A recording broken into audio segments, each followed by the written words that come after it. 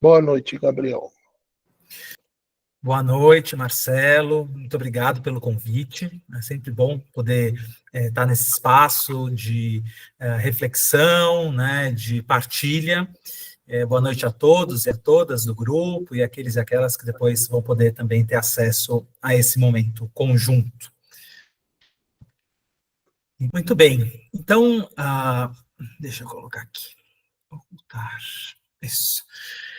A partir desse texto, não é, que me foi também provocado a escrever para a revista Itaici, o ser mais pobre com o Cristo pobre e desprezado. Né? Que Marcelo, então, propôs essa conversa, esse momento de exposição, né, e para aqueles e aquelas que somos, não é, inacianos e inacianas, a repetição tem um sabor importante, né? Para Inácio não se trata de fazer a mesma coisa, mas se trata de mergulhar novamente, né, em algo já vivido, mas de uma outra forma, né? Então, de repente, aprofundar algum ponto, ou ter uma perspectiva que da primeira vez não surgiu, né? Nós somos sempre outros, sempre novos, sempre diferentes, né?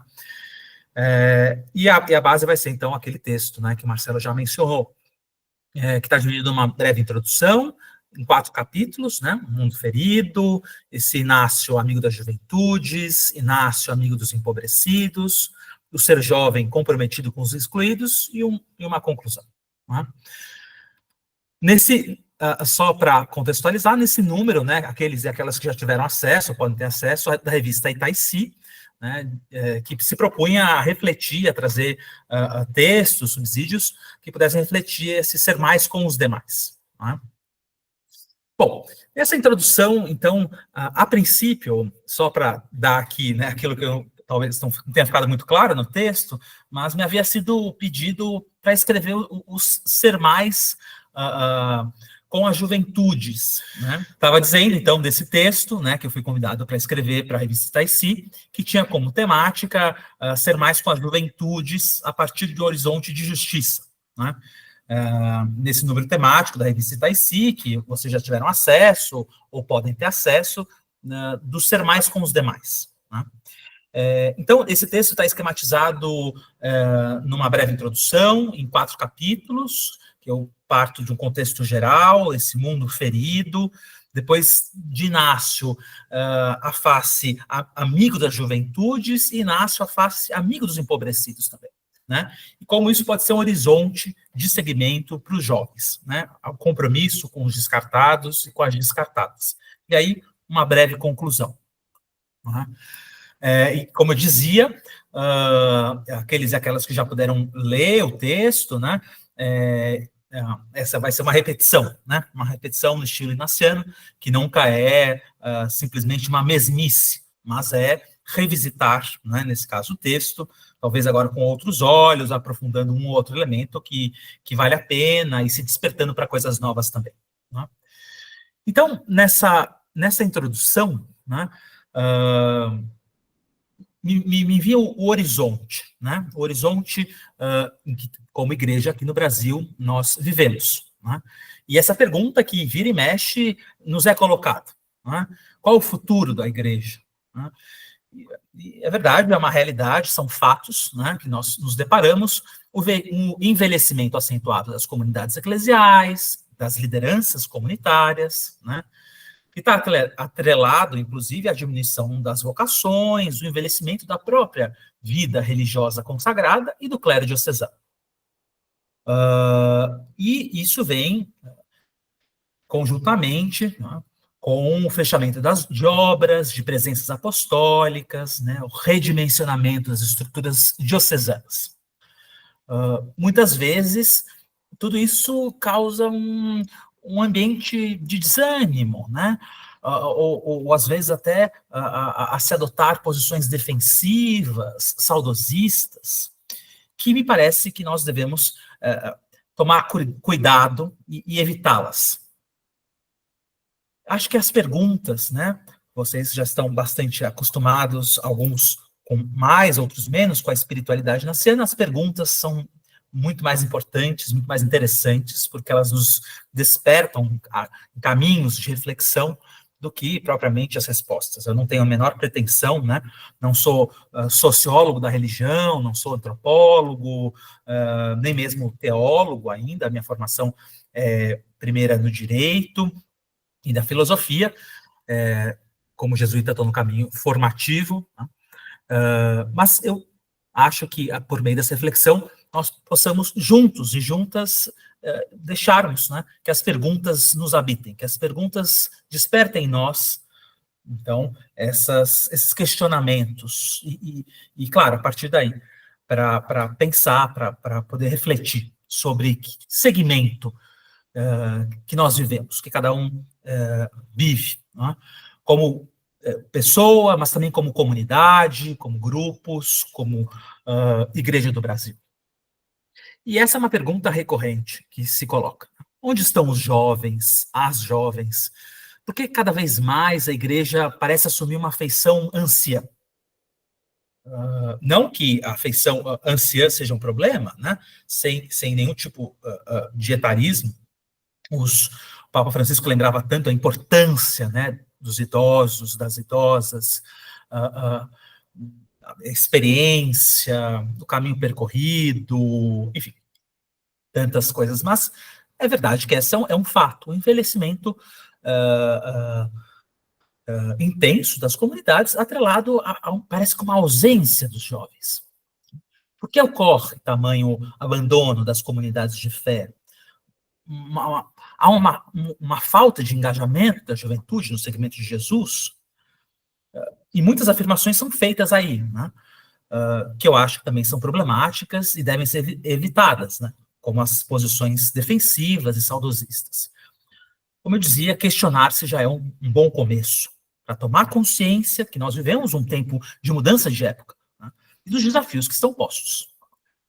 Mais do que ficar se lamentando por aquilo que não foi, pelo aquilo que não aconteceu, é poder se perguntar o que as crises nos dizem.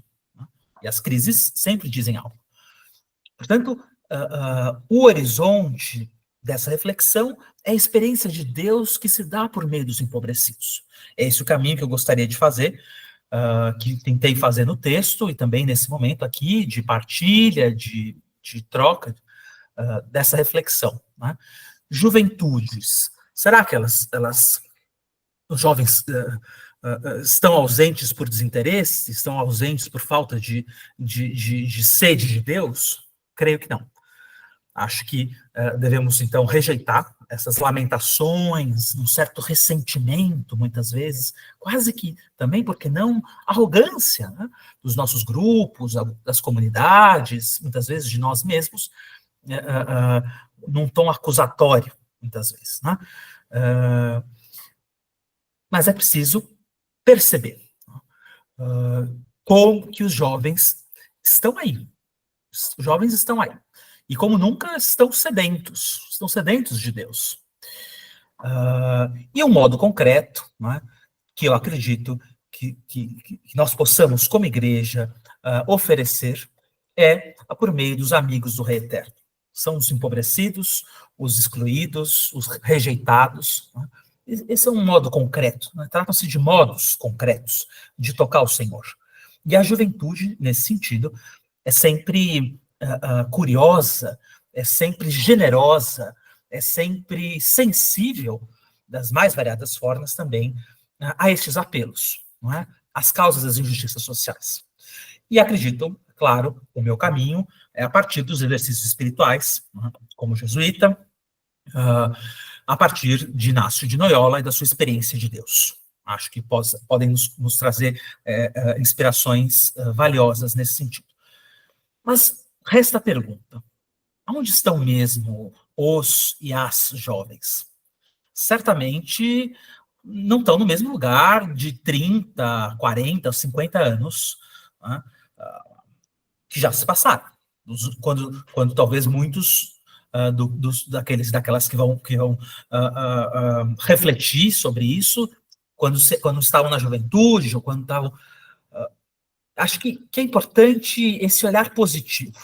Os contextos são outros. Né? a realidade é outra, e certamente as juventudes acompanham as mudanças de épocas. Né?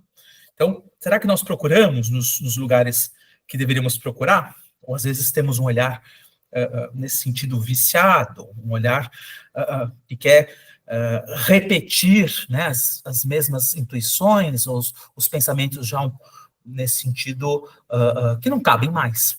Né? E aí não fazer a repetição inaciana como nos provoca Inácio, que é sempre olhar com um novo olhar.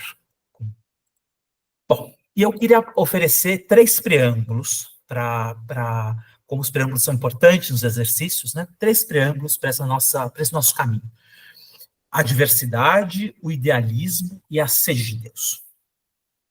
A diversidade, que é o dom da pluralidade, e a grande variedade de culturas, origens, expectativas que estão entre os jovens.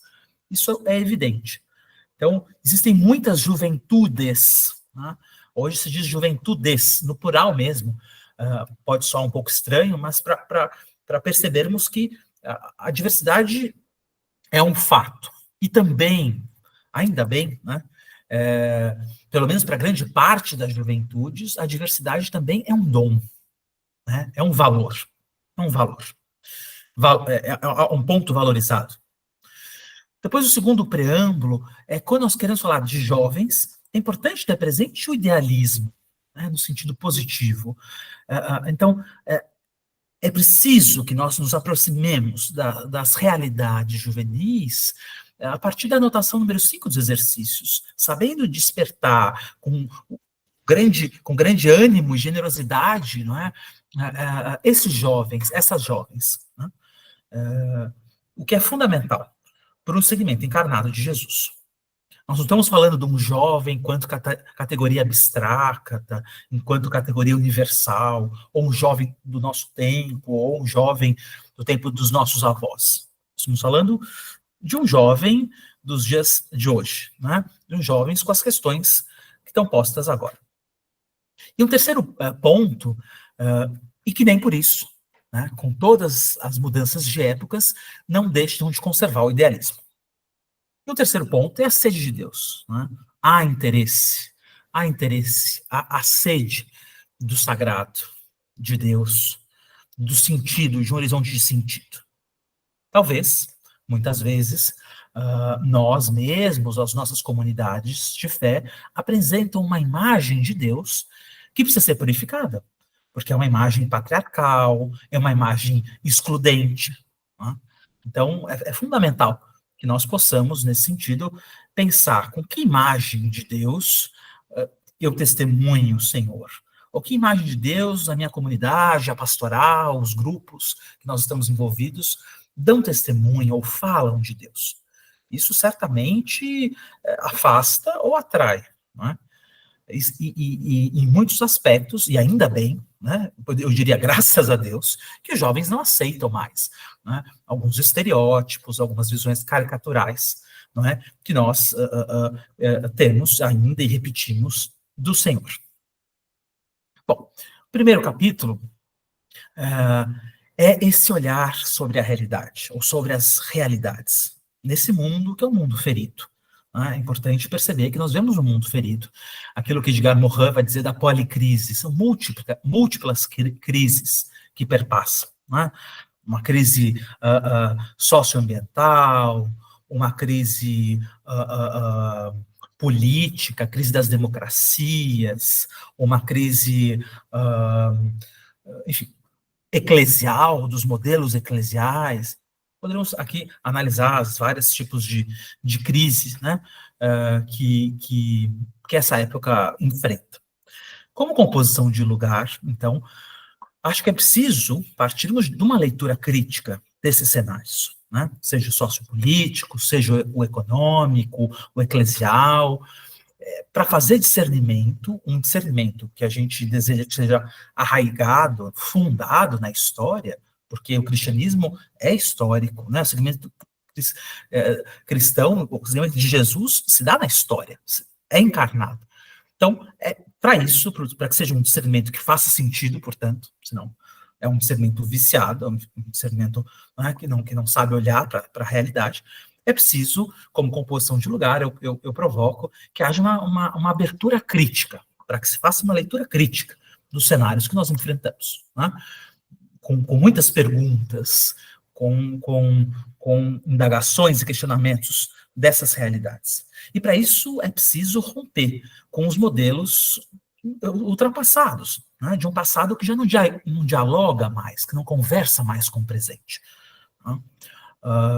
E para isso, né, como Inácio vai dizer nos exercícios, essa contemplação da encarnação, né, essa trindade que contempla o mundo, para fazer essa leitura da realidade, é preciso estar atento, né, aos sinais dos tempos, tentando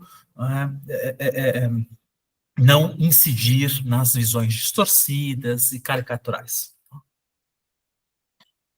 E a partir daí, se questionar quais os impactos que atingem direta e cruelmente as juventudes.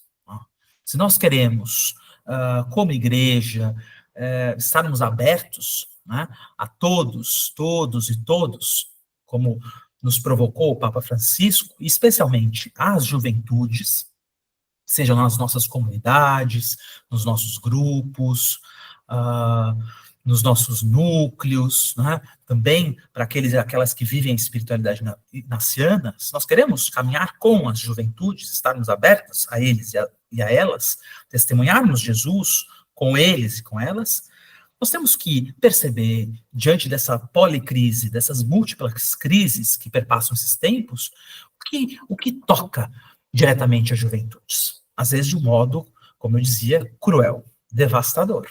Né? Nós não podemos ser insensíveis a isso. Então, como se sentem os jovens diante desse panorama?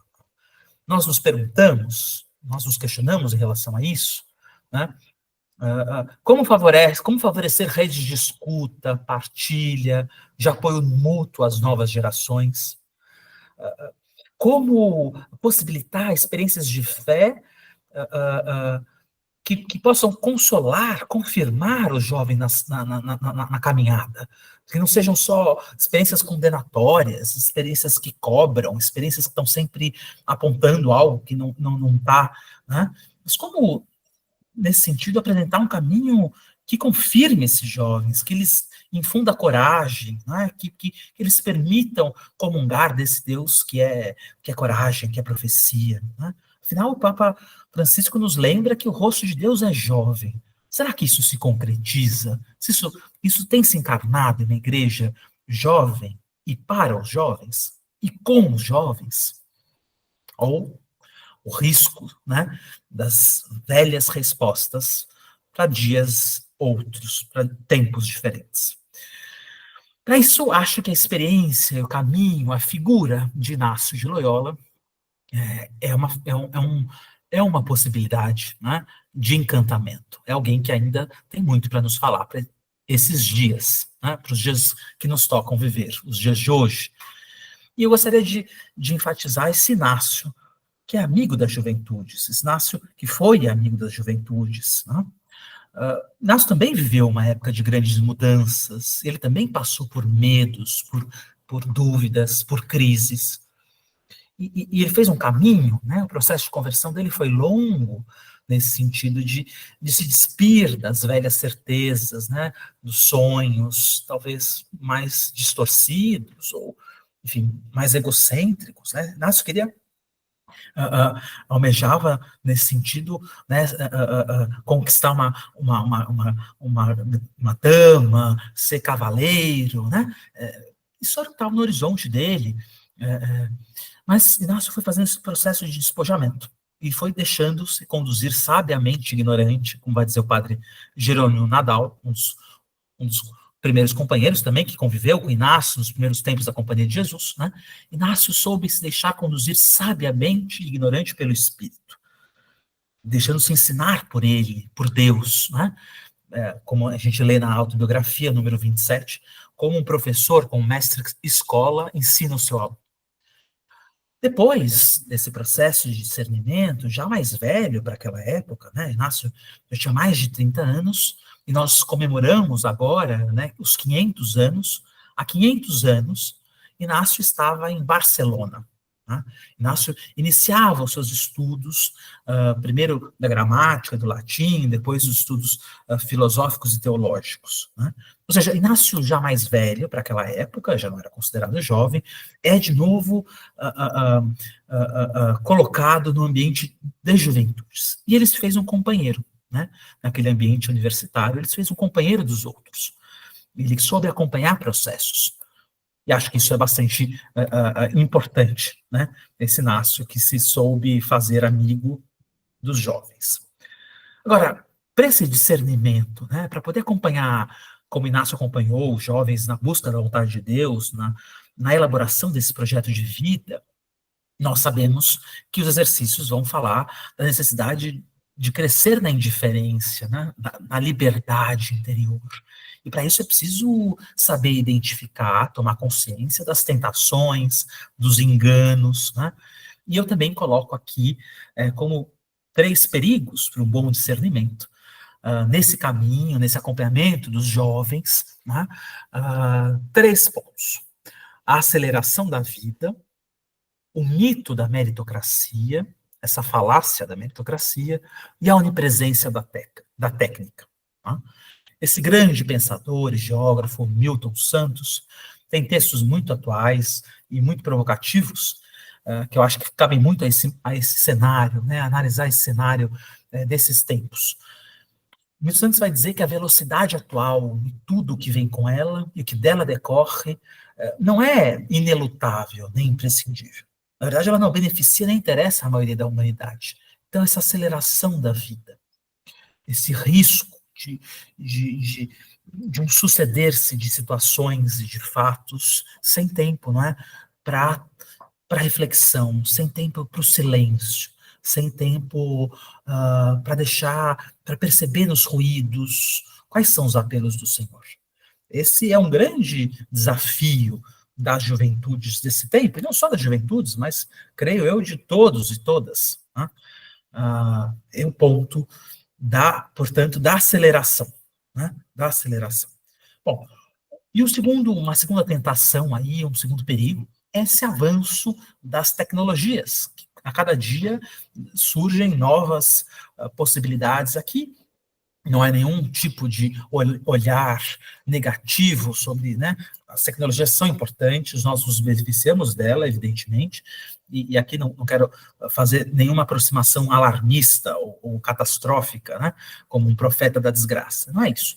Mas com os avanços das tecnologias, é evidente que se deu, né? O espaço e tempo foram encurtados, foram comprimidos. A instantaneidade das respostas, né, a multiplicidade das ações, então hoje se faz tantas coisas, né, ao mesmo tempo. Quais são os riscos que isso traz? O risco da superficialidade, o risco de nunca conseguir se aprofundar em algum tempo, né? As respostas têm que ser rápidas, têm que ser prontas, e aí não há senso crítico, não há discernimento, né? Por outro lado, as distrações, como ouvir a voz do nosso interior mais íntimo, né, onde habita o Senhor, em meio a tantos ruídos. Então, aí é como ajudar os jovens a proporcionar, nesse sentido, nos nossos grupos, né, nas nossas comunidades, espaços de silenciamento, de silêncio. Né? Isso é fundamental.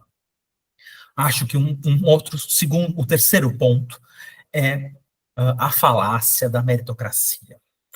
Nós vemos nessa sociedade, em um capitalismo selvagem, um capitalismo, um técnico capitalismo, né, muito impiedoso nesse sentido, e essa é uma imagem muito forte, uma imagem pronta aí, que vira e mexe recorrentemente, nós nos deparamos na imprensa, nas falas de políticos, enfim, nas conversas, do senso comum, né, de que basta se esforçar, que quando a gente quer, a gente consegue as coisas. E a gente sabe que esse discurso é sedutor, né? Está ligado, inclusive, hoje em dia, a isso do empreendedorismo, né? Desses jovens que não querem mais terem qualquer tipo de relação de emprego formal, como CLT, mas querem ser empreendedores de si mesmos, coaches, né? Enfim, aqueles e aquelas que têm um pouco mais, não muito, mas mínimo de senso crítico, sabem que nós vivemos num mundo extremamente desigual, e que não basta o esforço humano, né? Nós vivemos num mundo em que há uma brutal disparidade de oportunidades. E basta olharmos nesse sentido para a nossa história. O Brasil tem uma história fundada no colonialismo, né, no extermínio indígena, por exemplo, uma história fundada na escravidão, né, as pessoas arrancadas, traficadas da África. Isso repercute hoje no nosso presente. É só a gente olhar nas periferias das nossas cidades e que continuam as pessoas negras, né? Então, assim, não dá para dizer que as pessoas têm as mesmas oportunidades. Essa é uma falácia. E isso também impregna os modelos religiosos. Os fundamentalismos estão cada vez mais encharcados dessa visão estereotipada, dessa visão desvirtuada, né? Com a volta de práticas ultrapassadas, de uma certa rigidez moralista, né? Do farisaísmo meritocrático, além das celebrações apoteóticas, das rendas, dos incensos, né? E pergunto, onde fica o despojamento da cruz? Onde fica? Tá? Onde fica o crucificado? Aí. Se é verdade que Inácio, no começo do seu processo de conversão, caiu também em voluntarismos, né, em exageros, nas penitências e tal, depois Inácio foi compreendendo que Deus é pura graça, Deus se faz dom, Deus é simplicidade, Deus é incondicional. Deus não depende que nós sejamos bons, que nós façamos isso ou aquilo para que Ele nos ame de forma incondicional, né? O Senhor não é conquistado com gestos teatrais, autocentrados, né, que falam muito mais de nós do que dele, né? As imagens precisam ser purificadas, eu lembrava. Deus vem ao encontro de cada um, de cada uma, como um amigo que fala com outro amigo. Inácio vai dizer no exercício. Né? Quer dizer, mesmo que para a espiritualidade naciana seja fundamental a excelência, a busca do magis, né? Inácio não negava as suas fragilidades e incoerências. Para mim, essa frase é muito forte, né? Numa das cartas. Eu, para mim, me convenço que antes e depois sou todo impedimento. Inácio, mais velho, já depois desse processo de conversão muito forte, né, em que ele era capaz de encontrar Deus, ele dizia, em 5 minutos de oração, ele era capaz de encontrar Deus em todas as coisas. Ele vai dizer, eu percebo em mim, porque era um homem experiente na oração, que eu tenho muitos impedimentos. Né? Então, o risco da arrogância espiritual é muito grande. Ou seja, se nós quisermos apresentar o Senhor, não apresentarmos o Senhor, mas ajudarmos as juventudes nesse processo de busca da vontade de Deus, nós temos que desfazer esse engano, né, da meritocracia também espiritual. Né? Deus não é conquistado, né? Deus não é merecido. Depois, essa onipresença da técnica como risco, né, de substituição das relações humanas pelas máquinas e a virtualidade. É muito importante, com o crescimento vertiginoso da inteligência artificial, de saber que não há neutralidade nisso.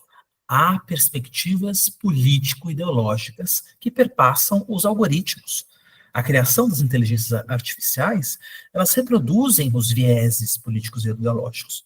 Né? E acho que é importante a gente lembrar da afirmação do Evangelho: o ser humano não foi feito para o sábado, mas o sábado para o ser humano. Ou seja, nós não podemos ser escravos e escravas da tecnologia nesse sentido.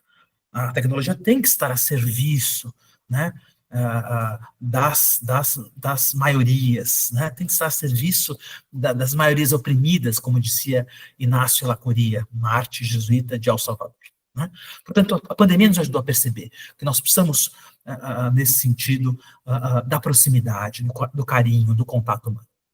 Bom, esse Inácio, que esteve no meio das juventudes, que foi um amigo fiel dos jovens, e que fez esse caminho também, tornando-se mais e mais, até o final, amigo dos empobrecidos. Isso é fundamental. Na encíclica Fratelli Tutti, como chama esse grupo aqui, né, que nós estamos nesse espaço do grupo, Fratelli Tutti, ela é fundamental, nós temos que conhecê-la sempre e voltarmos de novo a ela, né? Papa Francisco vai nos provocar. Nós não podemos ser sócios uns dos outros. E nós não podemos também permitir que os jovens se formem com essa mentalidade de que são sócios, são competidores uns dos outros, né? Mas como criar oportunidades de crescimento na amizade social, no convívio com o diverso, com a alteridade, né? Isso é fundamental. Não ter medo do diferente. Nós não precisamos viver num mundo de tom sobre tom. Nós podemos viver num mundo múltiplo, diverso. Né? Há espaço para todos. Agora, isso tem rosto. Isso não é uma alteridade universal, uma categoria universal, despojada de rostos. Inácio vai dizer dos amigos do Rei Eterno, né, dos últimos, dos marginalizados. Então, esse caminho que Inácio nos deixou, que eu acho que pode ser apresentado também para os jovens, é o caminho de experimentar o Senhor nos marginalizados, naqueles que para essa sociedade não tem vez, não tem voz. Tá? Como contemplar o mundo a partir das margens. Afinal, Jesus se fez um marginalizado. É? Nós sabemos de tudo isso. Nós já rezamos quantas vezes nos exercícios, nós já rezamos quantas vezes no advento, no Natal do Senhor. Deus, a Trindade, escolheu se encarnar não nos palácios, não no centro do poder econômico, político da época histórica, né, que era Roma ou Jerusalém. Deus se encarnou na periferia de Nazaré, na periferia da periferia, que era Galileia. Né? Então, como contemplar a partir daí? Isso tem uma intenção, né? Isso tem uma intenção. E aí eu trago essa parte das Constituições da Companhia de Jesus, número 287, que Inácio vai dizer que a pobreza evangélica é um valor. É verdade que o voto de pobreza os jesuítas fazem, depois os outros não. É um caminho específico nesse sentido, mas há um valor aí, né? Eu acho que se interrelaciona com aquilo que nós dizemos, nós estamos aqui aprofundando. Ou seja, para colocar confiança em Deus, não nos nossos bens materiais, nos nossos títulos, nos nossos privilégios, né? Inácio vai conclamar os jesuítas, amem todos a pobreza como mãe, e na medida de uma santa discrição, sintam-se de vez em quando alguns dos efeitos dela, pelo menos de vez em quando. Né? Muitas e muitas vezes nós não damos conta, nós jesuítas. Né? Mas em tempos de uma sociedade tão polarizada como nós vivemos, né, eu vejo às vezes muitos grupos de espiritualidade naciana, né, a CVX, os GVX, os núcleos inacianos, e tantos outros grupos de leigos e leigas, religiosas e religiosos do Senhor, por meio da espiritualidade naciana, vivem experiências muito bonitas, né, de oração, de formação, nos exercícios, isso é muito importante. Mas às vezes me dá um pouco de medo, né? De medo, porque quando a gente fala em algumas questões, é verdade que nós temos, e é importante que nós tenhamos, uma pluralidade de posições políticas e ideológicas nos nossos grupos. É bom que as nossas comunidades e núcleos sejam plurais. Ótimo, ótimo. Né? Não é isso que eu estou dizendo, mas quantas vezes a gente se propõe a fazer algum tipo de reflexão, né? E às vezes resvala nisso, isso é ideologia. E eu me pergunto, isso é ideologia ou é evangelho? Né? Afinal, Inácio, nesse processo de conversão dele, né, ele não parou aí. Ou seja, ele não fez a experiência dos exercícios espirituais, escreveu o livro dos exercícios espirituais e ficou a vida toda vivendo em retiro. Inácio não ficou a vida toda vivendo em retiro, fazendo os exercícios e dane-se o resto do mundo. Né? Inácio queria, a partir da experiência de Deus que ele faz, ajudar as almas, ajudar as pessoas. Né? E para ele é fundamental isso da gratuidade dos ministérios. Né? Numa igreja da época, também podemos pensar hoje, quantas vezes nossa igreja, por meio das nossas paróquias, as nossas dioceses, os nossos padres, está preocupada tantas e tantas vezes com dinheiro, né? Com o aspecto, enfim, Inácio queria que pudesse chegar a todos, independente de cobrar preços e dinheiro e, né, a gratuidade dos ministérios. Quer dizer, Inácio não deixou de sentir com as pessoas injustiçadas e socorrer essas vítimas da exclusão, do pecado social. E aí eu trago aqui Dom Helder, né? Tão importante a gente voltar sobre essas pessoas que nos ajudaram, são faróis no segmento de Jesus. Quando dou comida aos pobres, me chamam de santo. Quando me pergunto por que eles são pobres, me chamam de comunista. Hoje virou moda, todo mundo é comunista. Né? Todo mundo que se propõe a questionar as raízes da desigualdade, as raízes... Veja, isso não é questão de ser comunista, ou de ideologia, ou de preferência político-partidária. Isso é evangelho. Isso é evangelho. Né? Não tem espaço para injustiça no evangelho, no segmento de Jesus. De novo, e aí onde eu me fiei, né? A partir de onde eu escolhi para desenvolver essa reflexão, é o número 167 dos exercícios. Inácio escolheu seguir o Cristo pobre e desprezado. E instou a cada um que faz os exercícios espirituais a pedir essa graça também. Né? E ele vai dizer, essa aqui é uma outra carta dele, eu digo e desejo que quantos se encontrem em todo o mundo sejam acesos, sejam abrasados pelo Espírito Santo. Inácio não queria segmentos mornos, não. E quantas vezes, né, as nossas orações, inclusive daquelas que vivem os exercícios espirituais, mas o risco dos nossos grupos se tornarem fechados nesse sentido. E só um grupo de amigos, de comadres e compadres que vivem em torno disso. E o que isso nos leva a sairmos do nosso próprio amor, querer e interesse? Como diz Santo Inácio no número 189 dos exercícios espirituais. Isso não é ideologia. Isso é evangelho. Isso é evangelho.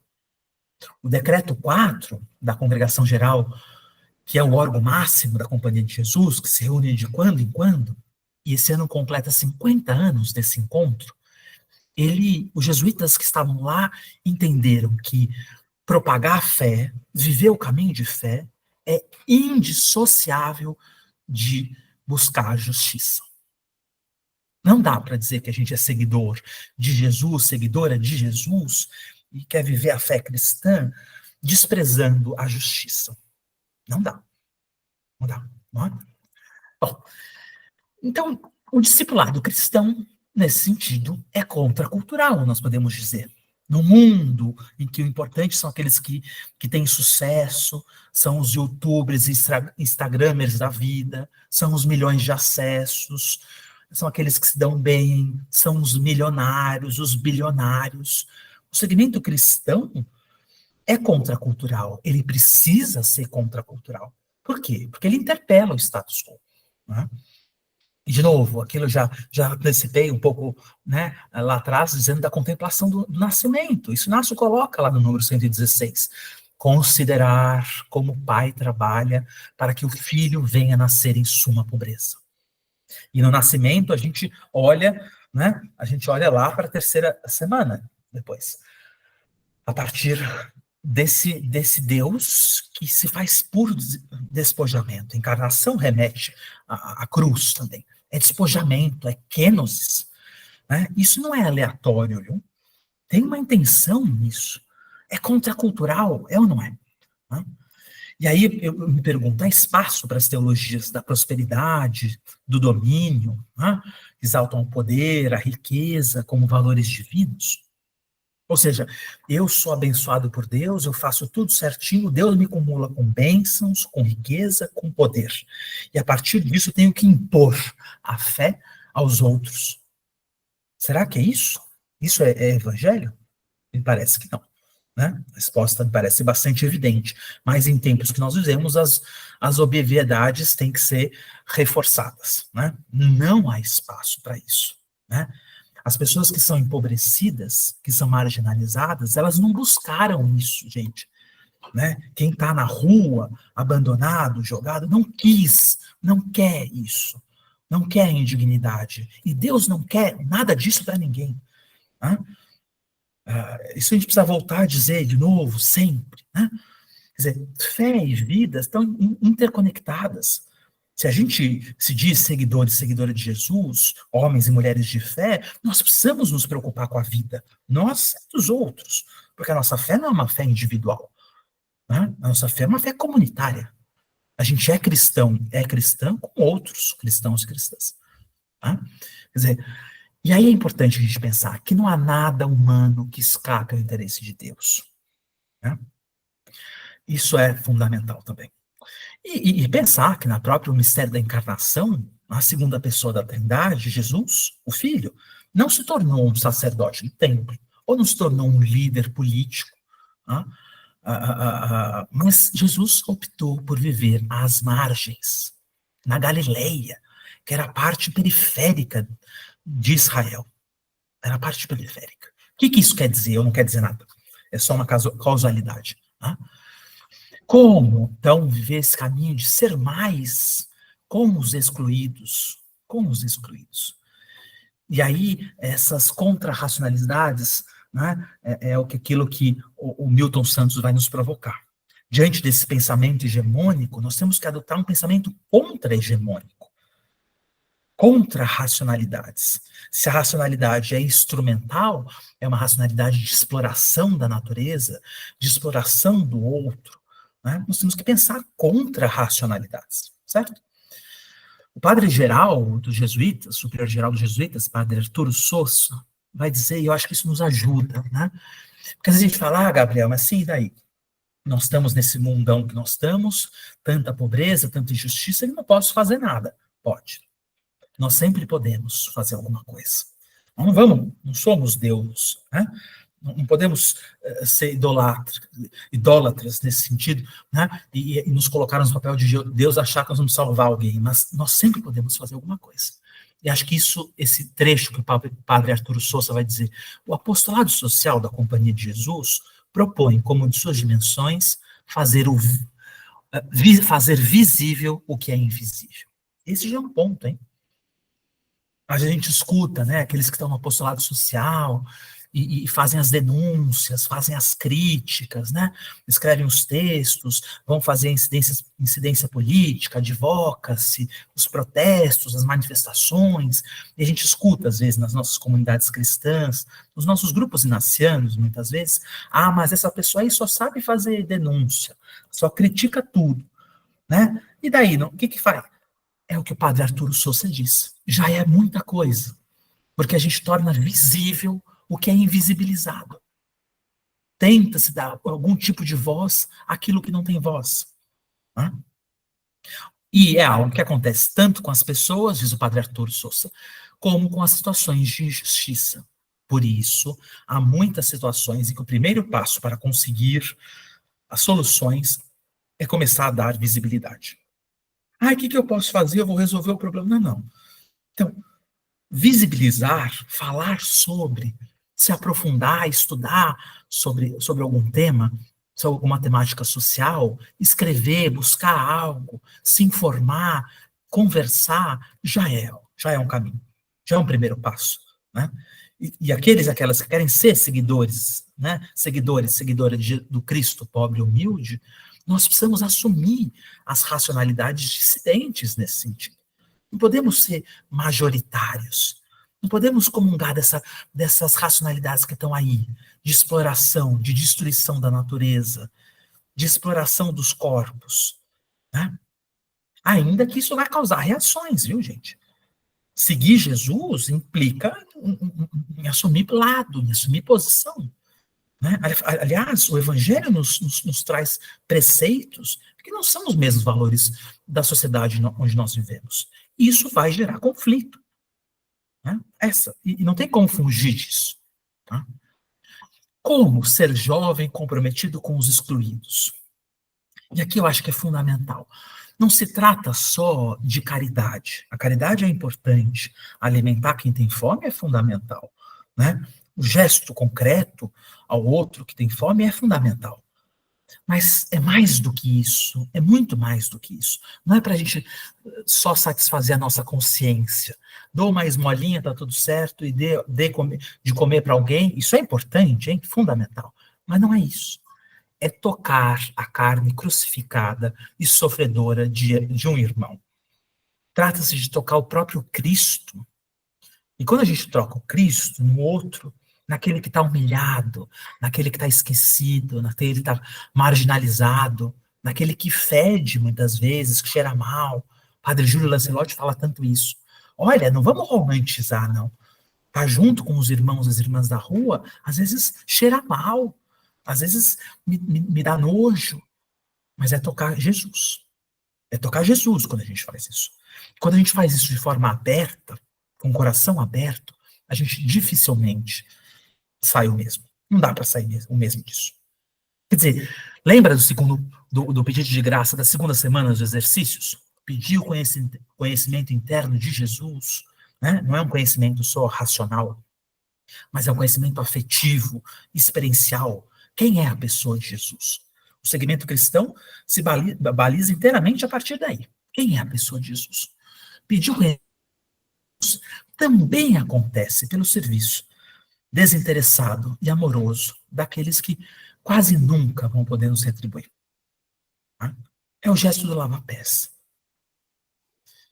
E se trata de cumprir o mandamento máximo do amor, Mateus 25. Todas as vezes que fizeste isso a um destes mais pequenos dos meus irmãos, foi a mim que o fizestes. Isso é fundamental. É uma experiência que descentra. Trata-se de sair do próprio amor, querer interesse, como eu já disse. Como Inácio nos provoca nos exercícios.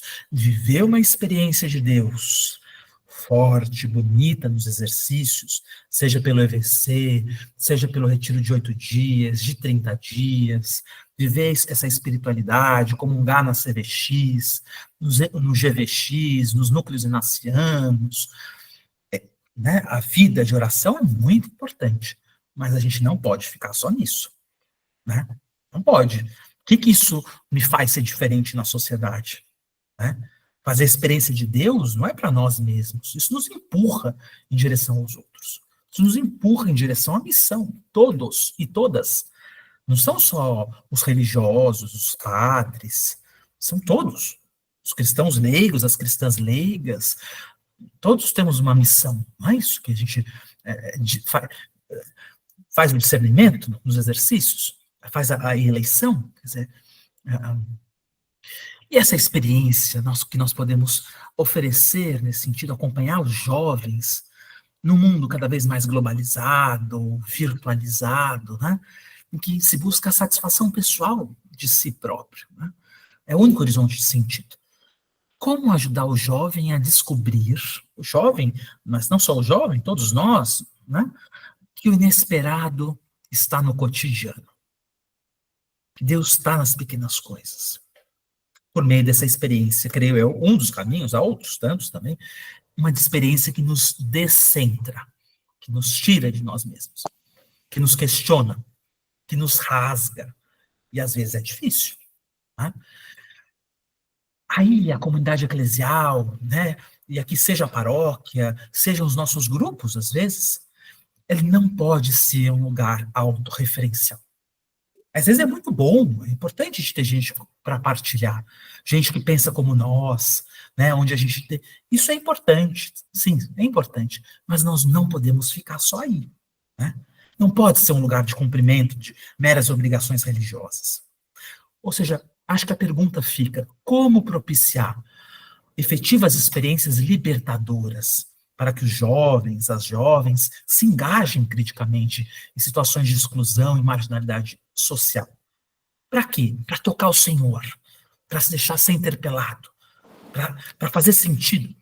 Né? É o caminho que me parece que é um caminho muito efetivo. Né? E aí, nós temos uma larga tradição das pastorais sociais na igreja, uma larga tradição. Né? Ainda que com envelhecimento, em alguns lugares com um enfraquecimento muito grande, mas nós temos um caminho, nós não precisamos reinventar a roda. Quantas pastorais nossas na igreja, né, tão bem organizadas, a pastoral carcerária, encontrar Jesus no Calvário do cárcere. Eu digo porque eu já fui da pastoral carcerária, visitei muitas vezes o presídio. Sair do presídio toda vez me fazia ficar dias pensando. Encontrar Jesus atrás das grades. Pastoral do povo de rua, a Comissão Pastoral da Terra, né? Um Brasil tão injusto em relação às terras, os camponeses, os agricultores, o Conselho Indigenista Missionário, sim, né? Das mais diferentes formas, nós podemos nos comprometer, fazer essa experiência e ajudar que os jovens também possam ter acesso a isso. Né? E para isso é preciso ousadia, paixão no segmento de Jesus. Tá?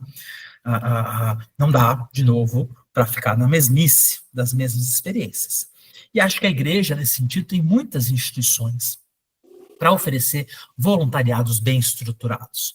A própria Companhia de Jesus tem, o Anchetano, o Programa Magis Brasil, né, com experiências muito interessantes para que os jovens possam fazer essa imersão. Obviamente, isso não pode ser feito de qualquer forma, isso exige um acompanhamento mínimo a esses jovens, né, partilha, o confronto com alguém mais experiente. Né? Agora, é evidente que Inácio sempre nos provoca a que nós possamos nos arriscar, né? Nos arriscar, sair. Quer dizer, ele ia dizer, não sejam, pelo amor de Deus, esse é um trecho de uma das cartas dele, não sejam, pelo amor de Deus, desleixados ou mornos. Arrisquem-se, vale mais um ato intenso do que 1000 hesitações. Né? E para viver essa verdadeira amizade com Cristo, pobre e humilhado. Né? Essas experiências são fundamentais. É a experiência do samaritano, né, do bom samaritano. E a fé madura, creio eu, passa por aí. Né? Partir de uma experiência profunda com Jesus, ela não pode estar baseada no medo, ou simplesmente na lei, na obrigação, no preceito, ou até na repetição mecânica dos ritualismos vazios. Esse é o risco, não é? Não só dos jovens nas primeiras aproximações na vida de fé, no seguimento de Jesus. Esse é o risco de todos nós, das nossas comunidades, dos nossos grupos, de novo, inclusive nascemos. Né? Por que não? Me parece que Jesus não está preocupado com números, não está preocupado com a diminuição, com o envelhecimento, que vai ser natural. Não o envelhecimento que é causa do fechamento, né, da não abertura para os jovens. Isso não. Mas por que não? Não passou da hora de aceitarmos que, como igreja, nós seremos um pequenino rebanho, né? Um pequenino rebanho. Não vamos, o tempo da cristandade já passou. Mas quantos movimentos ainda nós encontramos que querem insistir nisso, né? Quantos grupos que querem insistir nessa neocristandade, né? Mas assumirmos que somos um pequenino rebanho, sermos fermento na massa, sal e luz do mundo, né? E com lugar para todos. Uma igreja que seja plural, que seja diversa, que seja generosa, que seja ousada. Né? Encontrar o Senhor é sair das próprias certezas e seguranças rumo ao outro. Né? Deus nos espera na simplicidade, na surpresa do cotidiano. E isso passa, creio eu, necessariamente pelo cuidado amoroso com os descartados e marginalizados da sociedade. De novo, que não é uma visão romantizada, que é duro, que é exigente, que nos custa, que também é graça, né? Que também é graça. Já falei demais, acho que, não sei se temos, eu não consigo ainda ver se há outras pessoas, ou perguntas, ou a conversa, né, Marcelo, que nós vamos seguir, mas eu queria terminar, esse é o último slide, com o grande, né, esse grande seguidor de Jesus, o jesuíta Benjamín González Vuelta, né? E ele diz dessas discípulas, das mulheres da Galileia, que saíram de madrugada. Essa igreja que precisa ser uma igreja Madalena. Né? Então, eu vou ler o poema. Elas, as mulheres da Galileia, as mulheres da margem, tão próximas à dor, sabem bem que as feridas ressuscitam quando são ungidas com lágrimas, olhares, carícias e perfumes. Por isso, saíram de madrugada, quando as criaturas emergiram da noite, para ungir um cadáver na manhã de domingo. Que nós também possamos, nesse ser mais, né, mais pobres, mais desprezados, não por uma questão ideológica, não por uma questão política, mas porque Cristo escolheu ser pobre, porque Cristo foi desprezado, Cristo foi incompreendido, Cristo trouxe valores, Cristo traz valores que não fazem sentido, muitas vezes, para a sociedade que nós vivemos. Como, então, nesse processo de seguimento, de identificação com Jesus, também podermos nós mesmos, né, e por que não apresentarmos essa igreja, né, que é jovem, para tantos outros e outras que possam se encantar, se apaixonar com esse Cristo que se faz amor, que se faz serviço. Muito obrigado. E agora nós seguimos na nossa conversa.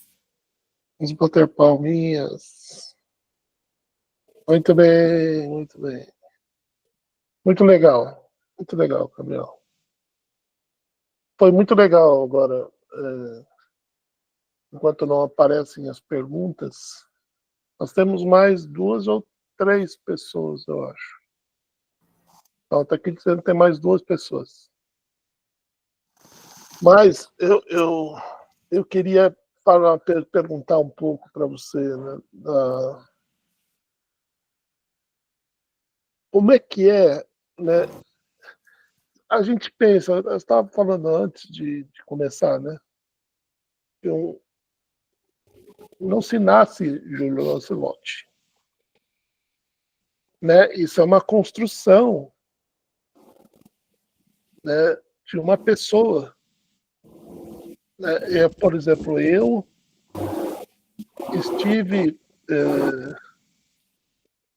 vi o Júlio Lancelotti há mais de 30 anos atrás num encontro de juventude,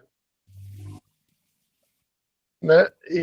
E aquele, né, essas pessoas que estão à nossa frente, elas nos parecem assim, elas são como uma pessoa que está lá em cima da montanha, que você pensa assim, bom, se aquele lá subiu na montanha, eu também consigo subir lá, né?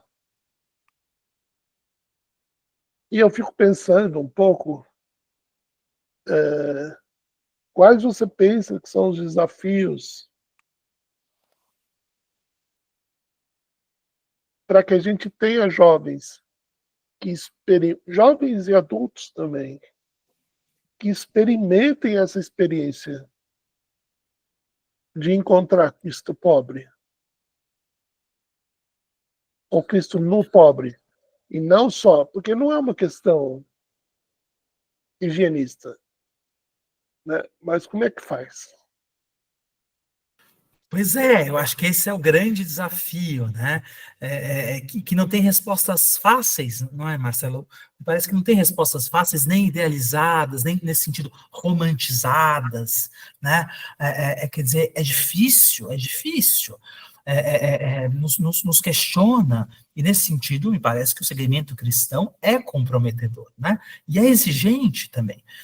Agora, claro, eu acho que Jesus não nos exige nada, não nos cobra nesse sentido, não nos julga pelas nossas pequenas infidelidades ou grandes, né? Não nos enfia por goela abaixo, nada que nos seja violento, que nos custe.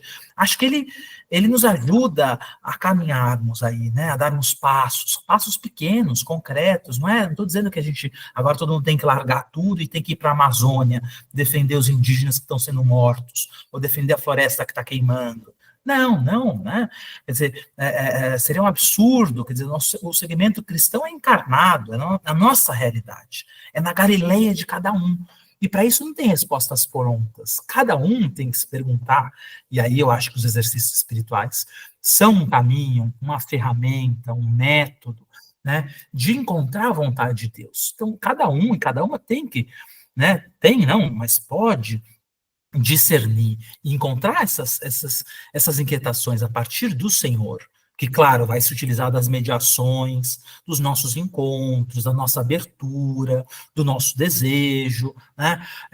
Não adianta a gente ficar trancada na Torre de Marfim e achar, quer dizer, acho que Deus se utiliza de tudo que nós somos e temos, e das nossas misérias também. Mas perguntar, o que ele nos pede, né? De crescer um pouco mais, a cada dia, na generosidade, no amor. E isso não é grandes, não são gestos teatrais, mas é o pequeno, no nosso cotidiano, na nossa realidade, né? Quer dizer, a gente pode fazer sempre alguma coisa, né? A gente precisa fazer sempre alguma coisa. Acho que esse é o convite, né? E aí cada um vai discernir, na pastoral XYZ, no grupo do bairro, não precisa estar ligado à igreja necessariamente, né? Nós somos igreja onde nós estamos, no trabalho, na sociedade, no clube, no bairro, né? Numa coisa, em algo, por exemplo, né? Enfim, não sei. Agora, eu acho que fica o convite, isso é muito concreto, né? E eu entendo isso que você diz, quer dizer, esses homens e mulheres nos inspiram, né? Nós celebramos agora ontem Irmã Dulce, né? Santa Dulce dos pobres. Foi uma mulher que viveu agora conosco aqui no Brasil, né? Há poucas décadas.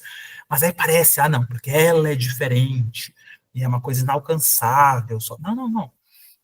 Quer dizer, é concreto, né? É concreto e cada um vai percebendo, nesse sentido, o que pode, né? Mas a gente sempre pode um pouco mais, né? A gente sempre pode, e às vezes são gestos, é a escuta, é a solidariedade, né? Enfim, se engajar em alguma coisa que faça sentido nesse ponto, assim. E, de novo, não tenho respostas aqui. Se eu tivesse qualquer um que queira dizer, tem que fazer isso, aquilo, não. Acho que tem múltiplas possibilidades da gente encontrar o Cristo pobre e humilhado e desprezado no nosso dia a dia, né? No nosso dia a dia. Eu diria que a única dívida, a única chance que a gente tem é aquele trecho do Evangelho que manda que a gente saia de 2 em 2, né? Porque eu me lembro sempre, eu não teria feito nada disso se o Padre Herreiros não tivesse me pego pela mão e me levado lá para conhecer o pessoal da PJ, da periferia, né? Se não tivesse convivido com o Dom Angélico, né? Na Brasilândia, a gente fez um projeto muito grande para, junto com os jesuítas, o Padre Fritz, né?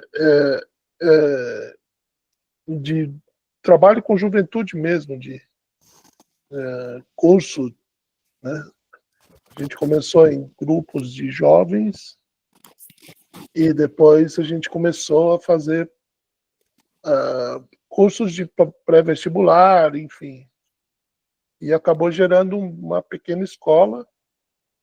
Agora o prédio nem é mais dos jesuítas. É aquele prédio que fica ali na Anhanguera, que era a faculdade antes. Sei, continua dos jesuítas, sim. Continua? Sim, mas tem uma outra função agora. Sim. Uhum. Então é isso. Eu acho que a gente tem que... Acho que isso é muito importante, né, Marcelo? Comunidade, isso que você fala, assim, é fundamental, porque é isso, não é que nós, sozinho, isolado, não é nesse sentido o voluntarismo, né, que é, às vezes, a tentação da nossa caminhada, de todo mundo, dessa época de hiperindividualismo que a gente vive, né, não é isso, né, é o que você falou, a gente não precisa reinventar nenhuma roda, quer dizer, não precisa, mas é aí onde já tem, onde outros tantos já nos precederam, né, e nos precedem, e nos somarmos, né, e irmos juntos, e descobrindo quanto comunidade, enquanto em grupo, né, fazendo esse discernimento comunitário tantas vezes. Eu acho que é isso que você falou, é isso aí. É um jeitinho. Bom, temos mais 2 pessoas na sala. Se quiserem se apresentar e fazer uma pergunta, só tem que ligar o microfone.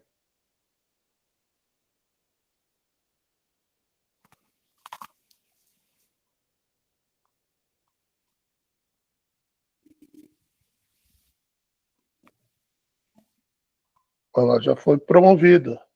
Muito bem, obrigado, Silvana. Ainda não padre. Sou um estudante jesuíta, um escolástico, mas é um prazer. Que bom que a gente pode estar aqui refletindo juntos, que depois também, esse momento, o Marcelo vai editar e vai poder disponibilizar para outros e outras que quiserem continuar essa conversa, essa reflexão, né? Muito bom.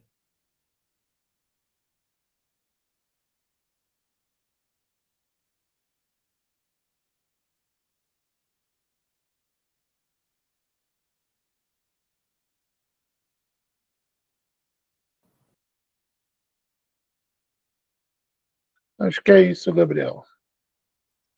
Acho que é isso, Marcelo. Agora Agradecer estamos nós três aqui. isso. Finalizar. Agradecer esse espaço, né, de poder fazer essa conversa, e hoje em dia também é aquilo que Inácio vai dizer nos exercícios, é entrar, né, entrar na deles para sair na nossa, né, então também os meios nos ajudam muito, né, os meios são importantes, e utilizar as redes aí para a gente poder chegar, né, a conversar com as pessoas, não é chegar que eu não estou trazendo nada novo, né, enfim, mas ter esses momentos de conversa, de partilha, e isso também pode ser, né, aproveitado dos meios, né, e tanto quanto nos ajudem. E é muito bom poder estar aí, aqui com vocês e com outros tantos que eu sei que isso depois acaba chegando, né, e provocá-las nesse sentido a não se esquecerem, deixarem ser interpeladas pelo Cristo pobre e humilhado, desprezado, que é o meio de tocar a carne de Jesus, né? E acho que ele vai nos provocando, vai nos dizendo como em pequenos gestos na nossa caminhada cristã a gente pode se comprometer um pouco mais, né? Isso é graça também, é abertura, é desejo, né? E Inácio vai dizer que às vezes a gente não tem desejo, né? Porque algumas coisas a gente vem dos nossos condicionamentos, né? Dos afetos desordenados, e às vezes a gente não tem desejo de algumas coisas, tem resistência, mas isso é importante rezar também, né? Mas Inácio vai dizer que só o desejo de desejar já basta, né? O desejo de desejar, Deus entra aí, o Espírito se aproveita e aos pouquinhos vai nos ajudando a acolhermos a graça de darmos passos. Então, um abraço a todos e a você em especial. Que bonita também essa sua missão, né, de acompanhante, de motivar o pessoal a refletir, a ter espaço para aprofundar tantas coisas da nossa espiritualidade. Obrigado, Marcelo. Ok. Estaremos, em breve nos encontraremos no retiro da criação, provavelmente. É isso aí. Um abraço. Até mais. Até. Tchau, Silvano. Até mais.